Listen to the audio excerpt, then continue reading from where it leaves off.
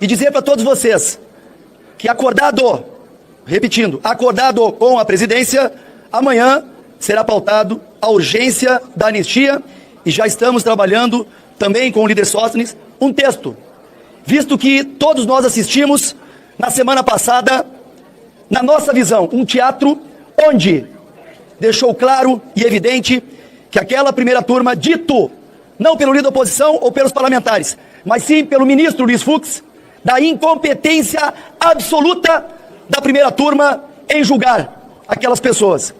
Poderíamos falar do golpe sem governo deposto, ou de um crime que não pode ser punido por cogitação, inclusive com uma analogia ao PGR, antigo PGR Janot, mas eu sei que muitos aqui vão ir para uma ideologia e não para o mundo jurídico, que foi às 12 horas, muito bem estruturadas pelo ministro Luiz Fux. Na primeira oportunidade, o novo líder da minoria, Eduardo Bolsonaro, também fará o seu pronunciamento para falar sobre os próximos passos. E pode ter certeza que nós vamos pautar a urgência da anistia, aprovar a urgência da anistia e depois, na sequência, o mérito. Então hoje viemos fazer um comunicado muito importante, além das pautas importantíssimas que temos hoje e amanhã na Câmara dos Deputados. Gostaria de comunicar a todos a minha renúncia à liderança da minoria da Câmara dos Deputados para transferir essa responsabilidade ao deputado Eduardo Bolsonaro. Tomamos essa decisão convictos de que o Brasil precisa de união e de coragem, especialmente diante das perseguições políticas que tanto o Eduardo quanto seu pai, Jair Messias Bolsonaro, estão sofrendo, além de tantas outras pessoas, como as pessoas do dia 8 de janeiro. Tenho convicção de que acima de qualquer interesse pessoal ou partidário existe algo maior, o compromisso com a nação brasileira. Eduardo, mesmo exilado diante dessas perseguições, tem demonstrado firmeza e dedicação na defesa das liberdades individuais e na busca para também tentar restabelecer o reequilíbrio entre os poderes, que é uma condição essencial para que tenhamos uma plena democracia. Então, nós confiamos plenamente na capacidade dele de conduzir essa liderança com responsabilidade e coragem. E seguirei, no caso, firme ao seu lado nessa missão, pois a nossa causa é maior. É a defesa da liberdade, da Constituição, da soberania e do futuro do Brasil. Como líder do maior partido de oposição da Câmara dos Deputados, é atribuição nossa a indicação dos líderes da oposição, neste caso o líder Zucco, e neste caso, até este presente momento, a deputada Carol Detoni. Ambos líderes têm feito um excepcional trabalho, mas devo, neste momento em que a Carol abre mão como um gesto de sua grandeza, como um gesto a ser registrado pelo nosso partido para a eternidade, Carol, porque a política ela é feita de gestos. E quando nós, com a nossa assessoria, e quero agradecer todo o corpo técnico da assessoria do PL, fomos remontar toda a história acerca de atas da mesa diretora, e no dia quinta-feira, 5 de março de 2015, a então mesa diretora, presidida pelo então presidente Eduardo Cunha, que havia banido a opção de líderes partidários e membros da mesa diretora trabalharem remotamente, a pedido da então secretária da mesa, a terceira secretária Mara Gabrilli, houve uma alteração contra, naquele momento, a vontade do então presidente Eduardo Cunha, e a maioria da mesa decidiu voltar a valer esta prerrogativa de ausência e registro no painel eletrônico. Desde lá, este ato da mesa tem validade até o presente momento, desde 5 de março de 2015. É valendo neste ato da mesa que a deputada Carol Detoni faz esse singelo gesto ao nosso guerreiro deputado Eduardo Bolsonaro, que é sabido de todos, está exilado nos Estados Unidos para lutar contra injustiças, contra a sua família e contra muitos de nós que somos conservadores e da direita. Ademais da crítica de algumas pessoas, nós do PL reconhecemos o brilhante trabalho que o nosso deputado Eduardo Bolsonaro tem feito naquele país, e de lá, baseado na resolução da mesa diretora da Câmara, nós o nomearemos a partir de agora como o líder. Nomeação está sendo feita neste exato momento, que quero apresentar a todos ao presidente da Câmara, Hugo Mota, com o deputado Eduardo Bolsonaro, a partir desta data, nosso líder da minoria.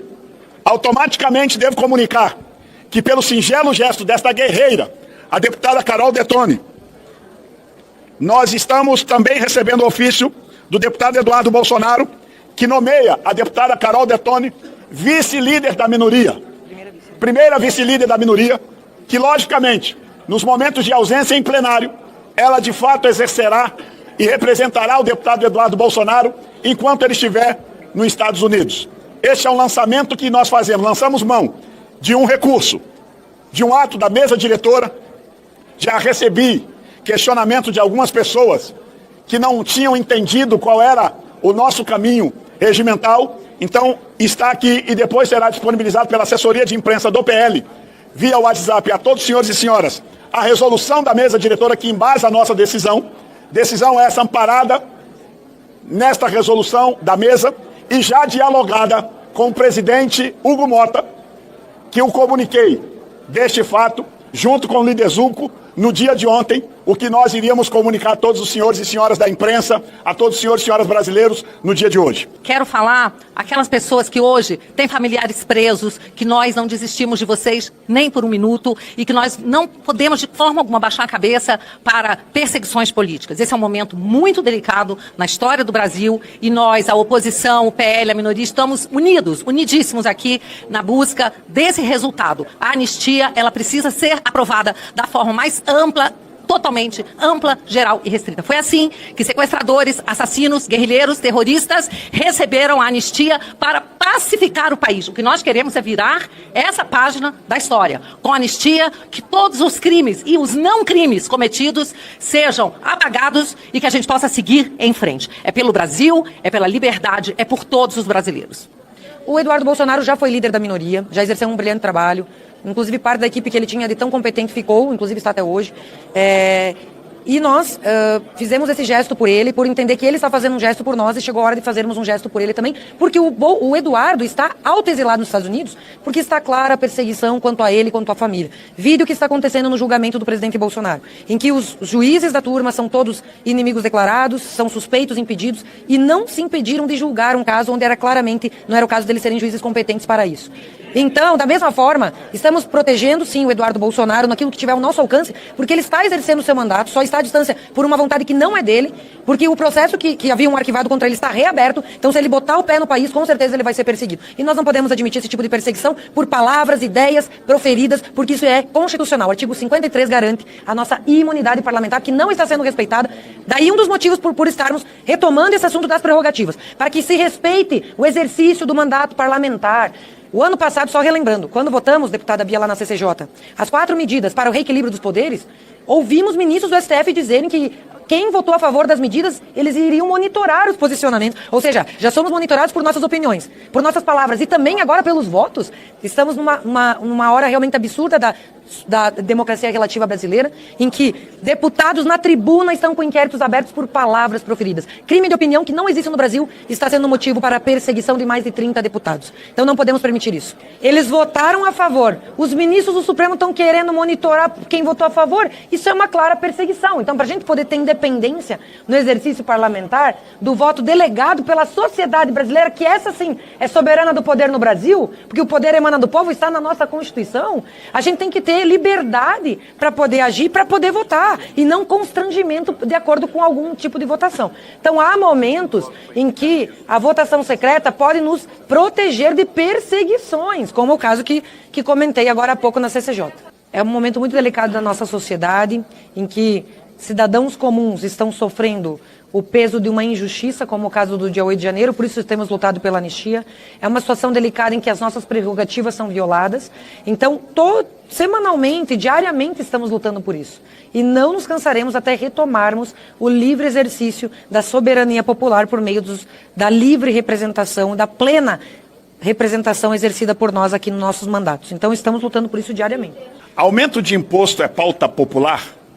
O atual governo do descondenado aumentou mais de 24 impostos em 2 anos e meio, a maioria deles votados nessa casa. Quando é para aumentar imposto, ninguém pergunta se é pauta popular, se a população aceita, até porque se perguntasse, ninguém é a favor de aumento de impostos. Nem sempre nós, nesta casa, votamos o remédio doce ou xarope. Seria muito bom para nós votarmos só xarope. Às vezes, nessa casa, a gente tem que votar morfina para curar um câncer. E o que nós estamos votando aqui agora é uma morfina para corrigir uma distorção que o STF vem fazendo de algum tempo para cá. Pois é, tá aí uma excelente notícia para o povo brasileiro, né? A Caroline Detoni, que era líder da minoria, né? Passou ali a presidência, ali a liderança para o Eduardo Bolsonaro, dando um tapa de luva na oposição ali, na turma do governo, justamente porque o que eles queriam? Eles queriam que o mandato de Eduardo Bolsonaro fosse cassado por ausência. Tudo porque ele está nos Estados Unidos e não pode exercer o seu mandato. Porém, agora, com essa carta na manga, esse zap, como se fala ali no truco, no jogo de cartas, né?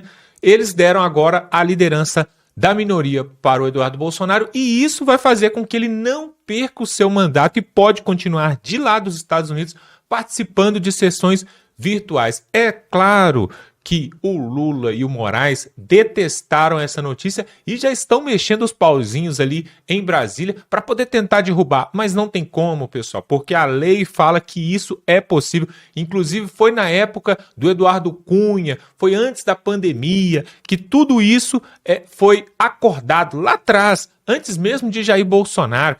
E o que acontece, pessoal? Nós temos que conhecer a lei, por isso que o povo brasileiro precisa se esclarecer e conhecer a lei do seu país.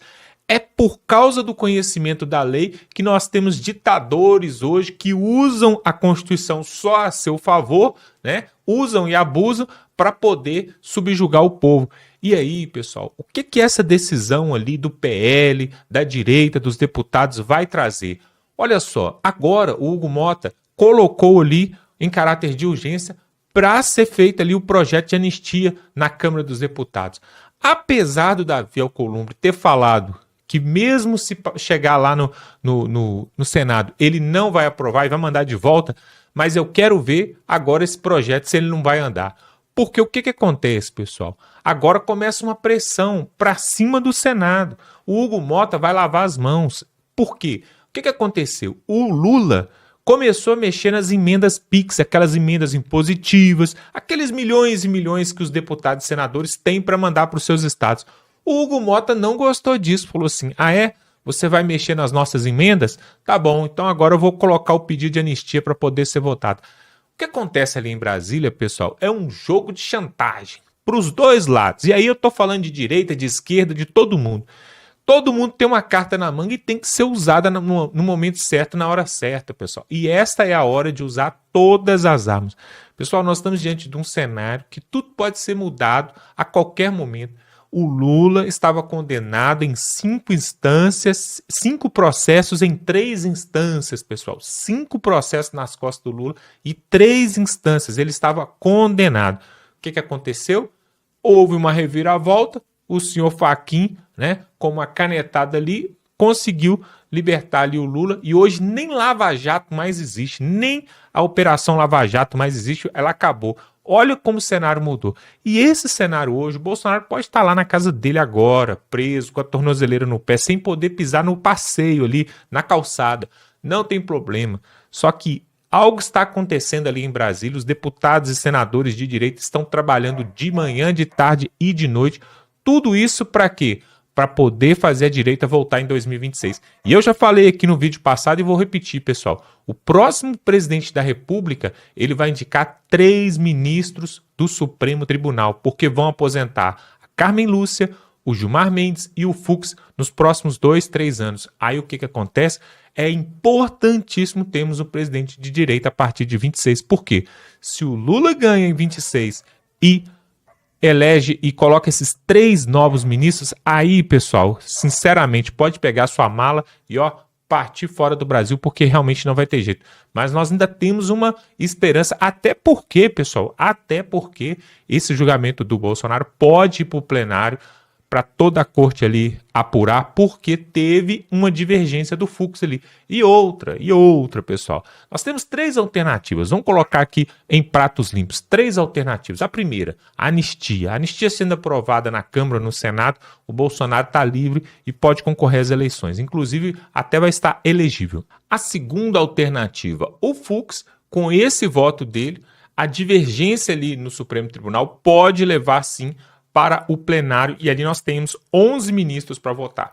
E já falaram, juristas já aprovaram isso, já decretaram isso, que se o julgamento for para o plenário, com pedido de vista, com análise da defesa, e são 70 terabytes de conteúdo para ser analisado, deve durar mais 1 ou 2 anos esse julgamento ali no plenário. Ou seja, aí passaria da eleição.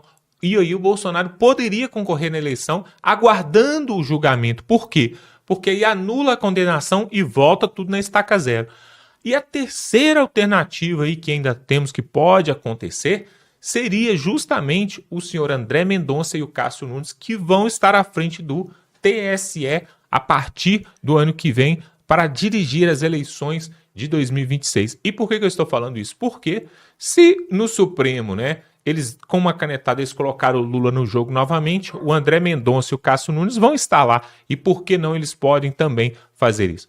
Então, pessoal, na verdade, tem alguns que já estão jogando a toalha, falando que não tem mais jeito, mas existe sim, ainda que pouco, existe uma possibilidade do jogo virar, né? Do jogo virar. Claro que é difícil, lógico que é muito difícil. Essa anistia para passar no Congresso ali não é tão simples assim, né? O Davi Alcolumbre já falou que se for para o Senado ele vai derrubar, mas nós temos que tentar. Enquanto há vida, há esperança. Eu quero que você coloque aqui nos comentários, pessoal, o que você achou dessa manobra da direita para poder não deixar o Eduardo Bolsonaro perder o seu cargo ali de deputado federal, um tapa de luvas ali naqueles que querem mandar no país de forma autocrática. O que você achou disso? Coloque aqui nos comentários, se inscreva aqui no canal, pessoal. Aqui nós cobrimos tudo sobre a política, principalmente o conservadorismo da direita.